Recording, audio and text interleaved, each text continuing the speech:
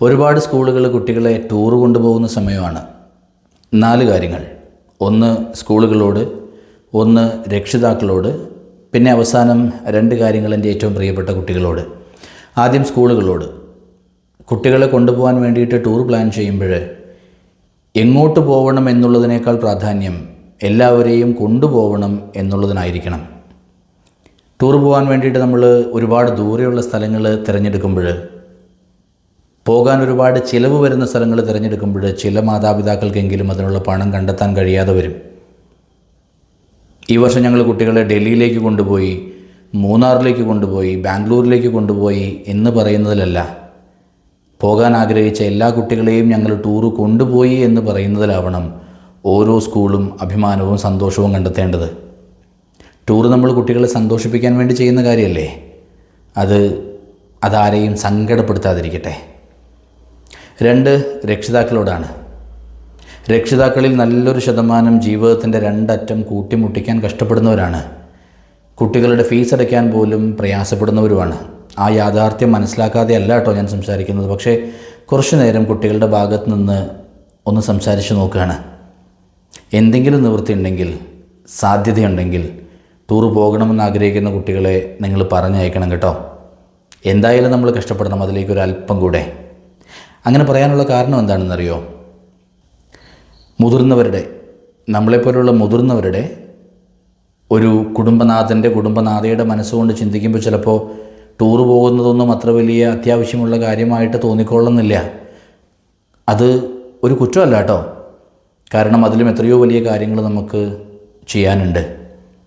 പക്ഷേ കൂട്ടുകാരെല്ലാവരും പോകുമ്പോൾ കൂടെ പോവാൻ കഴിയാതിരിക്കുന്നതും, പോയിട്ട് വന്ന കൂട്ടുകാർ കണ്ട സ്ഥലങ്ങളെക്കുറിച്ചും കാഴ്ചകളെക്കുറിച്ചും രസങ്ങളെക്കുറിച്ചുമൊക്കെ പരസ്പരം പറയുമ്പോൾ ഒന്നും പറയാനില്ലാതെ വെറുതെ കേട്ടിരിക്കേണ്ടി വരുന്നതും കുഞ്ഞു മനസ്സുകൾക്ക് വലിയ സങ്കടം തന്നെയാണ്. ഒരുപക്ഷെ ഇതേ സ്ഥലത്തേക്ക് നിങ്ങളുടെ കുട്ടികളെ മുൻപ് കൊണ്ടുപോയിട്ടുണ്ടാവാം, ചിലപ്പോൾ നാളെ കൊണ്ടുപോകുമായിരിക്കും.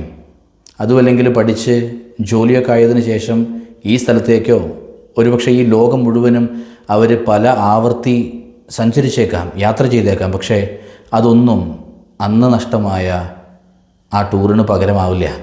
ചില ആളുകളുടെയെങ്കിലും മനസ്സിൽ അതൊരു വേദനയായിട്ട് അവസാനം വരെ അവശേഷിക്കും. അങ്ങനെയുള്ള ആളുകൾ അത് പറയുന്നത് ഞാൻ കേട്ടിട്ടുണ്ട്, അവരെ കണ്ടിട്ടുമുണ്ട്. ഇനി എൻ്റെ പ്രിയപ്പെട്ട കുട്ടികളോട്, 1, നിങ്ങളുടെ രക്ഷിതാക്കളോളം നിങ്ങളുടെ സന്തോഷം ആഗ്രഹിക്കുന്ന മറ്റാരും ഈ ഭൂമിയിലില്ല. എന്നിട്ടും എൻ്റെ മോൻ, എൻ്റെ മോൾ ഈ വർഷം ടൂറ് പോകണ്ടാട്ടോ എന്ന് പറയുന്നത് അവരുടെ കയ്യിൽ അതിനുള്ള പൈസ ഇല്ലാത്തതുകൊണ്ടാവും.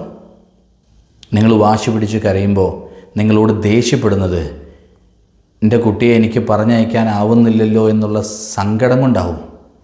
ആ സങ്കടം നമുക്ക് കാണാൻ കഴിഞ്ഞില്ലെങ്കിൽ മോശമാണ് കേട്ടോ. എനിക്ക് പോകാൻ ആഗ്രഹമുണ്ട്, കഷ്ടപ്പെടാതെയും കടം വാങ്ങിക്കാതെയും പൈസ തരാനുണ്ടെങ്കിൽ തന്നാൽ മതി, ഇല്ലെങ്കിൽ സാരമില്ല, ഞാൻ പോണില്ല. ഇങ്ങനെ പറയാൻ കഴിയണം എൻ്റെ എല്ലാ പ്രിയപ്പെട്ട കുട്ടികൾക്കും. അല്ലാതെ കരഞ്ഞും ഭക്ഷണം കഴിക്കാതിരുന്നും അവരെ കൂടുതൽ സങ്കടപ്പെടുത്തരുത്. അതായത് അവർക്ക് നമ്മളോടുള്ള സ്നേഹത്തെ തന്നെ അവരെ തോൽപ്പിക്കാനുള്ള ആയുധമാക്കി ഉപയോഗിക്കരുത് എന്നർത്ഥം. 2, ചില സ്കൂളുകൾ കുട്ടികളോട് ചോദിക്കും നിങ്ങൾക്ക് എങ്ങോട്ടാണ് ടൂർ പോകേണ്ടതെന്ന്. മറ്റു ചില സ്കൂളുകൾ പോകേണ്ട സ്ഥലം തീരുമാനിച്ച് നിങ്ങളെ അറിയിക്കും. 2 ആണെങ്കിലും നിങ്ങൾക്ക് ഓക്കെയാണ് എന്ന് പറയുന്നതിന് മുൻപ് നിങ്ങളുടെ ക്ലാസ്സിലുള്ള മുഴുവൻ കുട്ടികളെക്കുറിച്ചും ചിന്തിക്കണം, അവരുടെ രക്ഷിതാക്കളെക്കുറിച്ച് ചിന്തിക്കണം, അവരുടെ ജോലിയെക്കുറിച്ചും വരുമാനത്തെക്കുറിച്ചും ചിന്തിക്കണം, അവർക്കത് അഫോർഡ് ചെയ്യാൻ പറ്റുന്നതാണോ എന്നുള്ളതിനെക്കുറിച്ച് ചിന്തിക്കണം. നിങ്ങൾ മുൻപ് പോയിട്ടുള്ള സ്ഥലമാണെങ്കിലും ഒരുപാട് ദൂരെയുള്ള സ്ഥലമല്ല എങ്കിലും എല്ലാവർക്കും വരാൻ കഴിയുന്ന സ്ഥലമുണ്ടെങ്കിൽ അതായിരിക്കട്ടെ നിങ്ങളുടെ ചോയ്സ്. അല്ലെങ്കിലും ആഘോഷങ്ങളുടെ വലിപ്പം തീരുമാനിക്കുന്നത് അതെവിടെ വെച്ച് നടക്കുന്നു എന്നുള്ളതല്ലല്ലോ, അതിൽ പങ്കെടുക്കുന്ന ആളുകളുടെ എണ്ണമല്ലേ. നോക്കിയേ, നമുക്ക് മാത്രമുണ്ടാകുന്ന സന്തോഷം അതിൽ തന്നെ പൂർണ്ണതയില്ലാത്തതാണ് എന്ന് പറയാറുണ്ട്. സന്തോഷത്തിൻ്റെ വലിപ്പവും വിലയും കൂടുന്നത് അതനുഭവിക്കാൻ കൂടെയുള്ള ആളുകളുടെ എണ്ണം കൂടുമ്പോഴാണ്. ഒന്ന് ഓർത്തു നോക്കിയേ, ഒരുമിച്ചിരുന്ന് നുണഞ്ഞ നാരങ്ങാ മിഠായിക്കും അണ്ണാൻ കടിച്ചതാണെങ്കിലും കാക്ക കുത്തിയതാണെങ്കിലും കൈ മാറി മാറി കടിച്ച് തിന്ന മാങ്ങയ്ക്കും പിന്നീട് ഒറ്റയ്ക്കിരുന്ന് കഴിച്ച വില കൂടിയ ബർഗറിനേക്കാളും ഐസ്ക്രീമിനേക്കാളും രുചിയുണ്ടായിരുന്നു. അവസാനമായിട്ട് എല്ലാവരോടും വൈയക്തികമായ സന്തോഷമല്ല, എല്ലാവരുടെയും സന്തോഷമാണ് വിദ്യാഭ്യാസത്തിൻ്റെ സമുന്നതമായ ലക്ഷ്യം.